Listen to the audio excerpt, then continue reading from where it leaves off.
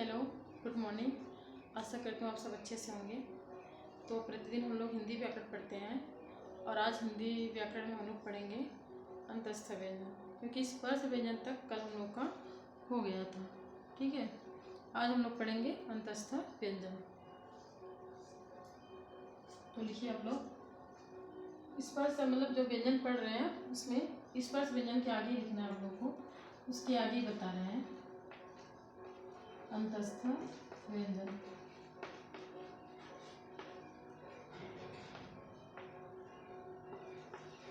स्पर्श व्यंजन की संख्या कितनी होती है? 25। आप लोगों ने कल ही पढ़ा कि स्पर्श व्यंजन 25 होते हैं, क से लेके मत तक। अब उसके आगे अंतस्थ व्यंजन कितने होते हैं? 4। कौन कौन से? य, र, ल और व। ये चारों क्या है? अंतस्थ व्यंजन है। तो लिखिए, इनका उच्चारण, किनका उच्चारण? अंतस्थ व्यंजन का उच्चारण। जीभ, तालु, दांत और जीभ, तालु, दांत और होठों के, थोड़ा थोड़ा ही पढ़ते रहिए, होठों के परस्पर सटाने से होता है। होठों के परस्पर सटाने से होता है।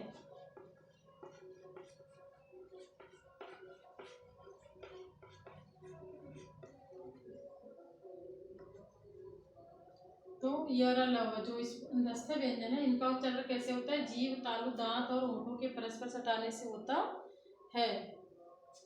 किंतु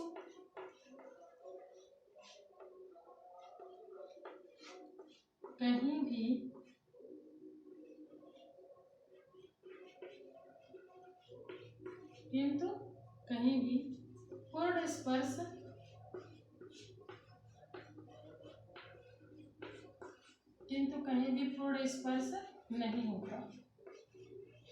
मतलब इसका मतलब ये है कि इन चारों के स्पर्श से ही अंतस्थ व्यंजन का उच्चारण होता है, लेकिन कहीं भी ये पूरी तरह से स्पर्श नहीं होता है। ना ही जीभ, न तालु, न दांत और होठों के पूरी तरह से स्पर्श नहीं होता है। तो इसलिए इन्हें क्या कहा जाता है?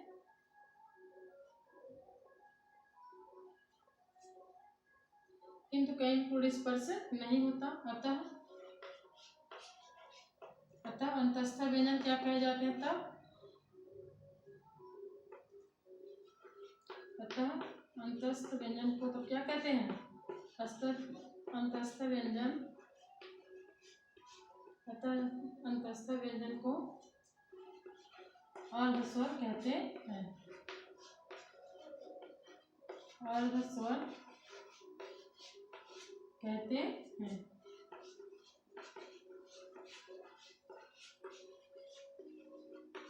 मतलब जीभ, तालु, दांत और होठों के सटाने से अंतस्थ व्यंजन का उच्चारण होता है, किंतु कहीं भी ये पूर्ण रूप से मतलब पूरी तरह से स्पर्श नहीं होता। इसीलिए अंतस्थ व्यंजन को अर्धस्वर भी कहा जाता है, या अंतस्थ व्यंजन को अर्धस्वर भी कहते हैं।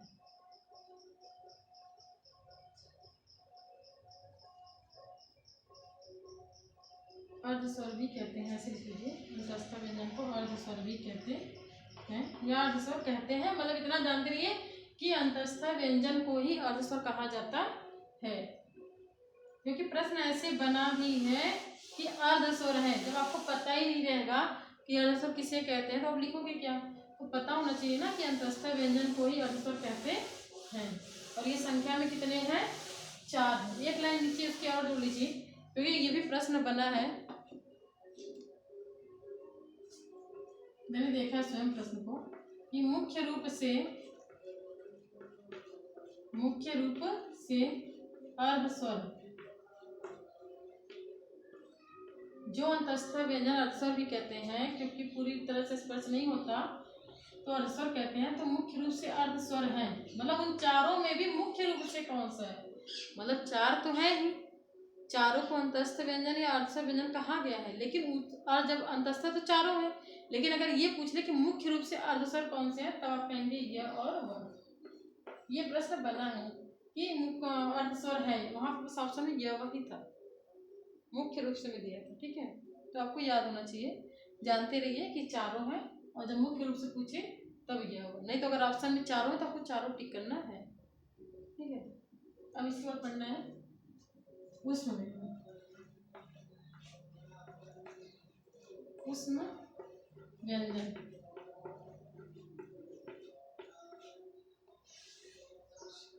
इनकी संख्या भी कितनी है? 4 है। इनकी संख्या भी कितनी है? 4 है। कौन कौन से? बड़ा सा, मूर्धन्य सा, छोटा सा और हाँ। बहुत लोग इनको खटखोड़का भी कहते हैं, जो आप पढ़ते हो वही पढ़ लीजिएगा। ठीक है, तो उस व्यंजन की जो संख्या वो 4 है, बड़ा सा, मूर्धन्य सा, छोटा सा और हाँ है।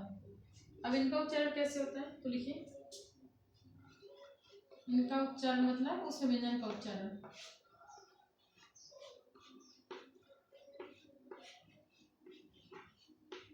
इनका उच्चारण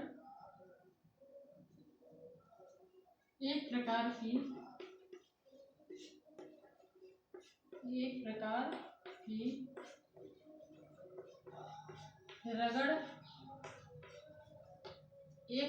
की रगड़ या घर्षण से उत्पन्न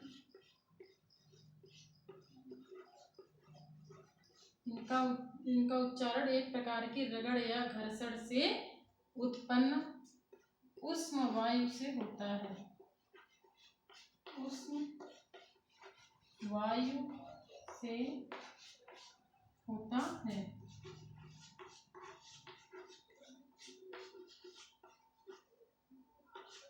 इनकी संख्या 4 है। देखिए, मुख्य रूप से बस आपको इतना बस पता होना चाहिए कि उष्म व्यंजन कौन कौन से हैं, कितने होते हैं, कौन कौन से हैं। ठीक है, इनकी संख्या 4 है, ये पूछा ही जाता है। कौन कौन से? बड़ा सा, मध्यम सा, छोटा सा और हाँ। तो इनकी संख्या 4 है, तो अब ऐसे ही प्रश्न बनेगा कि उष्म व्यंजन है। उष्म व्यंजन है, 3 अदर दूसरा दे देगा और एक दे देगा इसमें से कोई, स दे दिया, बड़ा सा दिया, ह दिया, कोई भी दे दिया, तो आपको पता होना चाहिए कि उष्म व्यंजन कौन से हैं। 1 मिनट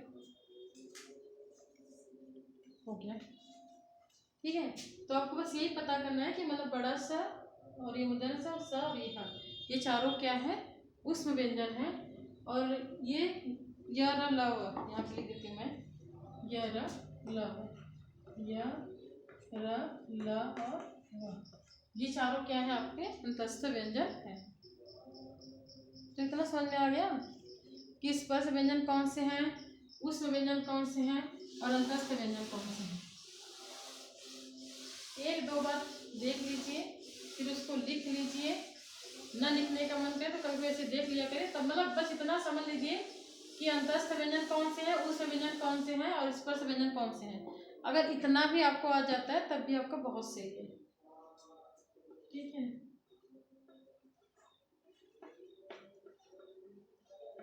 उष्म व्यंजन 4 है, बड़ा सा, मध्यम सा, छोटा सा और हाँ। ठीक है, और आपका स्पर्श व्यंजन, क्योंकि कल अब इसके आगे बताऊंगी तो आज बता देती हूँ फिर से कि स्पर्श व्यंजन कितने हैं, 25 हैं। ठीक है, लिखना नहीं है, अब बस समझ लीजिए कि स्पर्श व्यंजन 25 है, क से लेकर म तक। क से लेकर म तक क्या है? स्पर्श व्यंजन है। अगर इतना समझ में आ गया कि अंतस्थ व्यंजन 4 है, य र ल व, उष्म व्यंजन 4 है, बड़ा सा, खटखोर सा, छोटा सा और ह है, फिर स्पर्श व्यंजन 25 है, क से लेके म तक। ठीक है, बस इतना अगर आपको पता है तो आप प्रश्न को हल कर लेंगे। और कल हम लोग पढ़ेंगे व्यंजन में ही आगे अल्प प्राण और महाप्राण। ठीक है, धीरे धीरे बताऊंगी और धीरे धीरे चलूंगी ताकि आप लोग को भी दिक्कत ना हो और मुझे भी कोई समस्या ना हो। वीडियो ज़्यादा लंबा नहीं करना है ताकि आप लोग मतलब जब देखेंगे तो आप लोग को समझ में नहीं आएगा, इसलिए छोटा छोटा मतलब बता रही हूँ। भी धीरे धीरे धीरे जब हम लोग बढ़ते जाएंगे तब उसके बाद आगे वीडियो थोड़ा लंबा हो सकता है, लेकिन अभी थोड़ा छोटा ही रहेगा ताकि आप लोग की रुचि वो उठे अंदर से। और जो बच्चे मुझसे जुड़े हैं उनसे मैं कहूँगी कि और बच्चों को भी वो बताएं। ठीक है, धन्यवाद।